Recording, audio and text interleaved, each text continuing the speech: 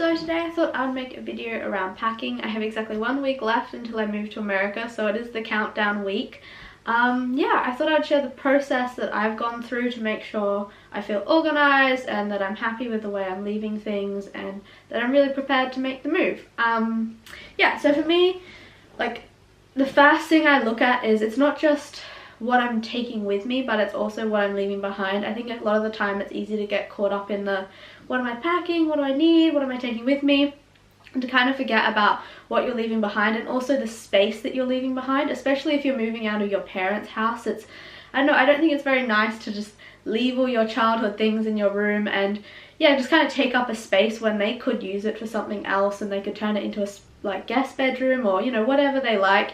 So I think it's really important to actually pack everything away and pack everything down and go through everything you own so you have a very clear idea of how much you're taking with you but also how much you're leaving behind, because I think it's kind of equally as important.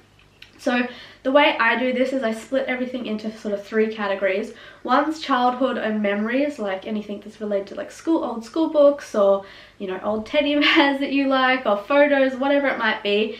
Then I also got clothing and shoes, that's very self-explanatory, and then I have everything else. So whether you have furniture, bedding, decor items, your bags, your toiletries, whatever else it might be.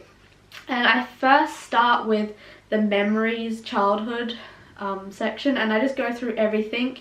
I make sure that everything that I'm leaving is something that's important to me, and then that's also the only thing I'm leaving in the in my house. I'm not leaving anything else. I'm not leaving clothes, I'm not leaving like other stuff that isn't important. It's only what's important, what's related to your memories, and maybe what you don't want to take with you. Like I have a few like vintage cameras that are important to me.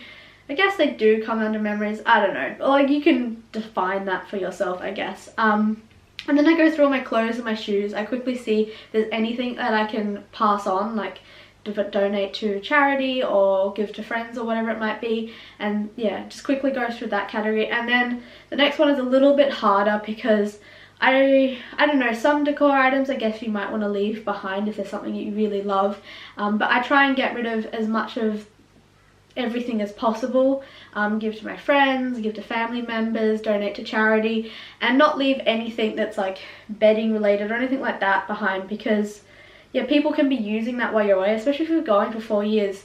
Your style will change anyway, and fashion changes very quickly, so leaving in like boxes your decor items, you probably won't love them as much anyway when you come back. So if you can pass them on to people that are going to love them and, you know, get a lot of use out of it, then I think that that's something great and that you should probably do that. So once I've done that, I pack all the childhood stuff up, I've put it away in the shed, which is located that way, and then I start organizing everything I have. So the next step, I guess, before you pack anything is to find out how much weight you're allowed when you're traveling, and I suggest like triple checking it. I have run into the problem where when I was moving to England, I showed up to the airport with 2 cases when I was only allowed 1, and I did check the website, but sometimes they have it in very fine print and it's not very clear, and it depends what country you're flying to as well. So if you fly to the Americas or if you're flying to Europe, it's very different in terms of weight allowance, and also obviously depending on what company you fly with. So that's the next step, is to like triple check that. Even call them if you're not 100% sure and you can't work out their websites, because they do kind of try to make it a little bit indecipherable, that's the word. Yeah, and once you've done that, then you can actually start figure out how much weight you have with all your stuff. So the way I do that is I put clothing into one suitcase and then everything else into another suitcase, so I can work out how much weight is being taken up by clothes and how much weight is being taken up by other objects like books or whatever it is that I'm taking with me. Yeah, and the way I do that, you can either, I had a friend who gave me like industrial scales, but you can also just use like normal weight scales, and you just get on the scale with the case, see how much it is, and then get on the scale by yourself and, you know, just do a little bit of math. Yeah, so that's the way I work with that. And then it's a process of elimination, because obviously if you have too much weight, you just can't take it with you. You can kind of sneak it around with your hand luggage and see if you can slide in a few extra things there. But basically what I did is I just went through everything and I gave things to friends and family and charity. But also, this is like my tip, especially for people who are like moving overseas, who are students or something like that. Like families members might come and visit you, or you might know someone who's coming to the place that you're going to be living. So I have made a little box of stuff that I do love and will use, like old some shoes that I do want to use in the future, but I don't need like 9 pairs of shoes when I go there straight away. So I've made a little box of like some books, like an old notebooks and things like that I do want to take over with me, because I will utilize them, but I won't need them in the first 6 months to a year of me being there.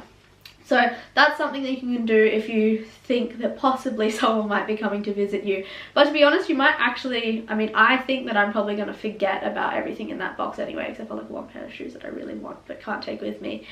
And then another thing is to think about what can you get over there, because I mean, shampoo and conditioner, just like simple stuff like that, it's so easy to pick up over there. I mean, sometimes you can have that favorite bed linen that you absolutely love that you want to take with you, but to be honest, you could leave it here or give it to a friend and they will use it, and I'm sure you can get something very similar. Like bed linen's pretty much the same everywhere you go in the world.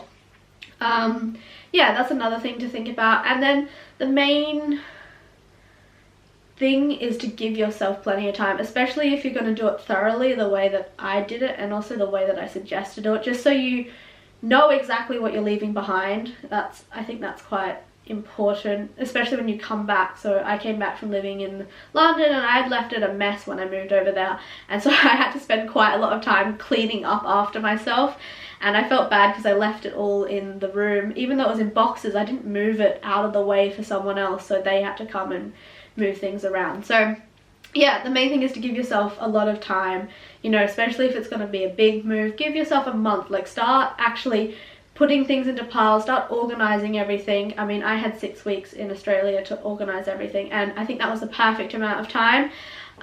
Yeah, and I don't know, try and have fun with it, because it is really stressful packing, but if you get to think about, well, when it's done, I'm going to be organized and I'm going to just feel like relief that I know exactly what I'm leaving behind, then that's really, I think that's a really like good thing, is to have that, yeah, just that sense of calm and ease, especially when you're about to get on a long flight and you're moving to a whole new place and you don't know the environment you're going to be living in.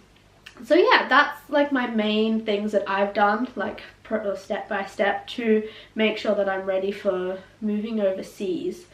Yeah, these are my 2 suitcases behind me. Like if you do get a chance to buy a suitcase and you don't have them already, I would suggest hard suitcases. I know people don't like them because they think they're going to crack, but they're just so much better, especially if it rains. They have some kind of waterproofing in them and you can pack them out quite well. So for me, weight is usually an issue when I travel because these suitcases are really light. But so I don't need to roll any of my clothes, I just have to pack everything around clothes. So books and anything at all that is an object and has like weight in it, that I pack around it with clothes, so that if the case does get smashed against the side, if it's been padded, it means the things will not add any extra damage to the suitcase. But these like hard suitcases are pretty sturdy. They're not gonna just completely break into a million pieces and your stuff's gonna fall out. You're probably, the more thing you need to check is the zipper, because if the zipper breaks, that's when you are gonna lose your items. Yeah, so they're like my main tips. I don't really feel like opening up my suitcase and like showing everything that's inside, because it is just clothing and stuff like that. It's not that interesting, and I don't pack all pretty. I just pack so that everything's protected. But yeah, I will do a video on what I'm taking in my hand luggage, because I think that's kind of a little bit more interesting than all the stuff that's in my suitcase. So anyway, thanks for watching. I hope this was in some way helpful. It is a big process and it is quite challenging, but it's so rewarding when you actually get to have everything organized and you don't feel like you've missed out on anything or missed anything in the process of getting ready to travel. Alrighty, see you later.